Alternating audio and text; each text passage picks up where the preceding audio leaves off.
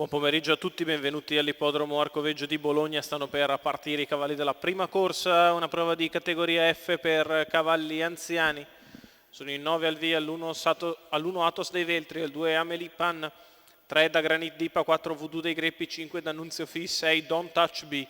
In seconda fila 7 Spritz Holz, 8 Dama di Cuori Font, 9 Blue Light.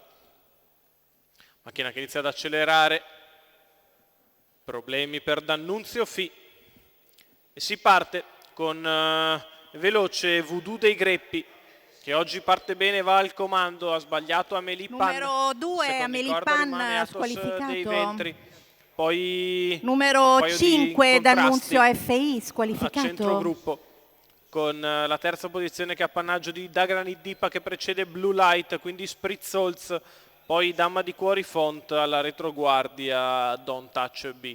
200 metri in 14,5 con Voodoo dei Greppi che prova a rallentare il ritmo, si porta sempre in sci Athos dei Veltri, risale allo scoperto Dama di Cuori Font. 400 metri in 30,5 per il leader Voodoo dei Greppi che con Carmine Piscuoglio può permettersi i parziali che più ritiene opportuni.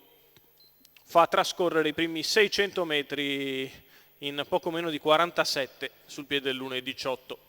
Voodoo dei Greppi al comando, Athos dei Veltri nella sua scia, arriva all'esterno Dama di Cuori Font che risale, si porta a lato del leader. 800 metri in 1,1,8.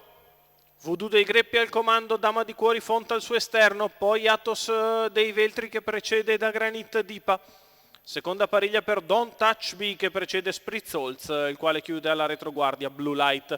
Chilometro in 1,16,6 per Voodoo dei Greppi. All'esterno sempre Dama di Cuori Font, in corda Athos dei Veltri.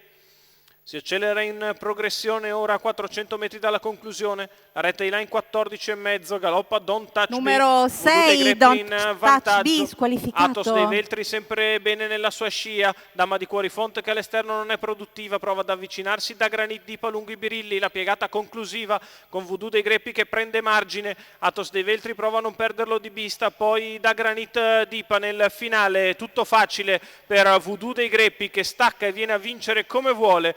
Al secondo posto è Athos dei Veltri, per il terzo sono in linea Da Granit Dipa a largo e Blue Light finito in open stretch, probabilmente lui ad aver colto il terzo posto. 28 ad arrivare, 1,14,2, cost to cost al minimo dei giri per Voodoo dei Greppi. Carmine Piscuoglio in salchi per Francesco Alessandrini al training, i colori della signora Gelormina Di Fino.